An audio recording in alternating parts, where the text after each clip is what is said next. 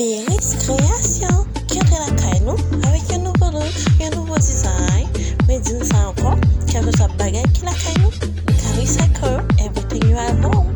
You can recycle. I got that lamp a long time ago, and then now I try to make a look better, different, and bling. You know, Beris Création like moving. So, moi c'était que vous enjoy la vidéo, hein? Et puis give me a thumbs up if you like it.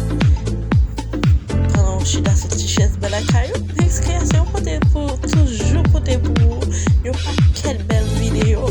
Seulement watch Beris Création and subscribe.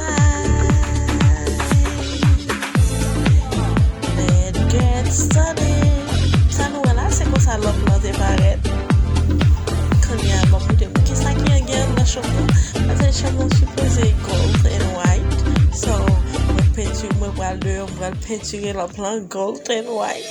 Et puis, nous allons voir quelle différence de fait. Nous recycle something, hein? Nous recycler un bagage qui la caillou. Un bagage que tu vas jeter, un bagage que tu n'as pas besoin. Et pour recycle, et pour refaire, pour mettre l'autre design là-dedans. C'est ça la Beris Création, oui. Moi, je tout le bagage là. Ils montrent tout le détail.